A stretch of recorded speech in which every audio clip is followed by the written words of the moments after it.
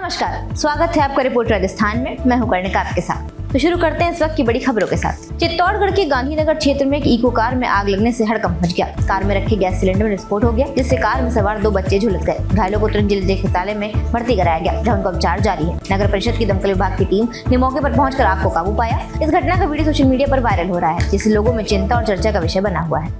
झालावाड़ के अखिल भारतीय सौंदवाड़ी क्षत्रिय राजपूत समाज की ब्लॉक स्तरीय बैठक गंगाधार के हाजीबाग स्थित हनुमान मंदिर परिसर में संपन्न हुई। बैठक की अध्यक्षता युवा प्रदेश अध्यक्ष डूंगर सिंह परमार ने की। इस अवसर पर गंगाधार ब्लॉक पर्यवेक्षक ईश्वर सिंह सम्राट, युवा ब्लॉक अध्यक्ष पिडवारा रहे तथा सरपंच सरखेड़ी मुख्य अतिथि भैरू सिंह सिमली और युवा प्रदेश उपाध्यक्ष भी मौजूद रहे। बैठक में गंगाधार ब्लॉक की नई कार्यकारिणी की घोषणा की गई।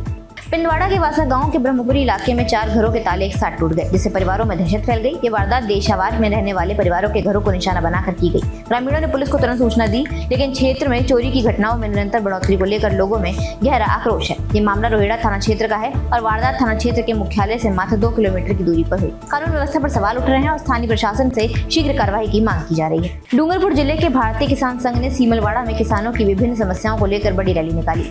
रैली के बाद किसान संघ के सदस्यों ने एसडीएम कार्यालय के बाहर जोरदार प्रदर्शन किया। प्रदर्शन के दौरान किसान संघ ने एसडीएम को एक ज्ञापन सौंपा, जिसमें उन्होंने अधिक बारिश के कारण खराब हुई फसलों की गिरदावरी करवाने और उचित मुआवजा दिलाने की मांग की है। किसानों का कहना है कि बारिश की वजह से उनकी फसलें बुरी तरह प्रभावित हुई हैं और उन्हें तत्काल राहत की जरूरत है। पाली जिले की सौजत तहसील के शिवपुरा गांव के किसान इस समय भारी बारिश और बाढ़ के कारण अपनी खरीफ फसल के पूर्ण नुकसान से जूझ रहे हैं। किसानों ने जिला कलेक्टर को लिखे पत्र में बताया कि सरदार संबंध बांध और सुकड़ी नदी के प्रभाव क्षेत्र में होने के कारण खेतों में पानी भर गया, जिसकी उनकी फसल पूरी तरह से बर्बाद हो गई। किसानों का कहना है कि वे प्रधानमंत्री फसल बीमा योजना के तहत इस साल प्रीमियम भरते हैं, लेकिन पिछले 10 से 15 वर्षों में फसल नुकसान के लिए मुआवजा नहीं मिला। इस वर्ष भी भारी बारिश और बांध के जल प्रभाव की वजह से उनकी फसल तबाह हो गई है, जिससे किसान गंभीर आर्थिक संकट का सामना कर रहे हैं। हमारी जो प्रमुख मांग है वो है, जो हमारी फसलें है वो हर साल नष्ट होती है।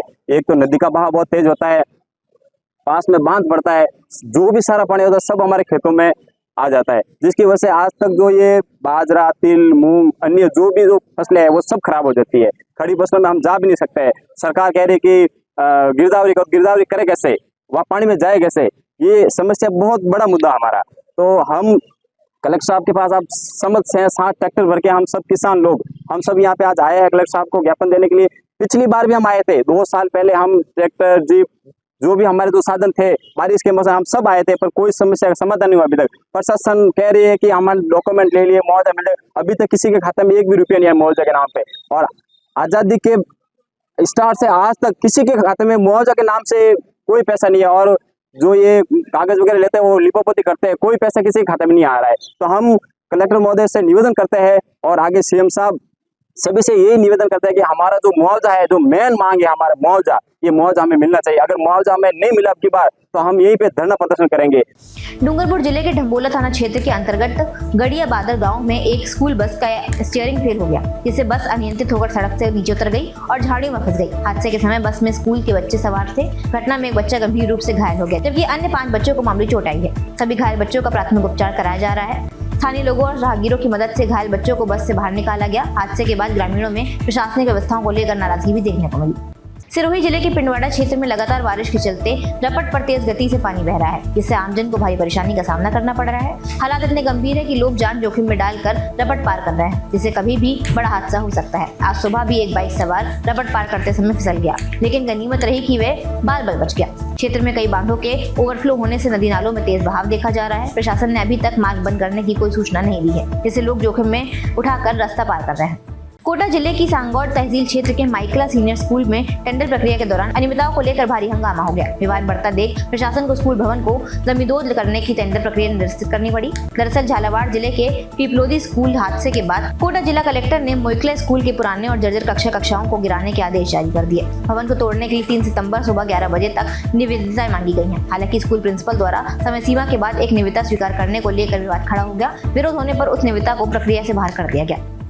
राजस्थान के कई जिलों में हो रही लगातार भारी बारिश अब लोगों के लिए मुसीबत बनती जा रही है। सीकर जिले में भी लगातार हो रही तेज बारिश ने किसानों की मुश्किलें बढ़ा दी हैं। जहां शुरू में ये बारिश राहत का संदेश लेकर आई थी, अब वही बारिश किसानों के लिए आफत बन गई है। बारिश के कारण खेतों में पानी भर गया है और खड़ी फसलें बर्बाद हो रही हैं। खासकर बाजरे की फसल को भारी नुकसान हुआ है। भरे हुए खेतों में बाजरा पसर चुका है, जिसके उसकी गुणवत्ता और उत्पादन पर गंभीर असर पड़ा है। किसान खेतों में पानी का निकासी न होने से चिंतित हैं और सरकार से मुआवजे की मांग कर रहे हैं। स्थानीय किसान बता रहे हैं कि लगातार बारिश के चलते खेतों में पानी रुक गया है, जिससे फसलें सड़ने लगी हैं। मैं किसान राजेंद्र सामोता, गांव जयरामपुरा। बारिश ने इतने बुरे हाल कर दिए, बाजरा ये हालात है, गुणवत्ता पूरी खराब हो चुकी है और अभी रुकने का नाम नहीं, सरकार ध्यान नहीं दे रही है। 59वीं जिला स्तरीय फुटबॉल प्रतियोगिता का शुभारंभ शुक्रवार को महात्मा गांधी राजकीय विद्यालय रायसिंह नगर के खेल मैदान में किया गया। उद्घाटन समारोह में मुख्य अतिथि नगर पालिका अध्यक्ष मनीष कौशल और विशिष्ट अतिथि पंचायत समिति प्रधान सुनीता वीरेंद्र गोदारा ने फीता काटकर प्रतियोगिता की शुरुआत की।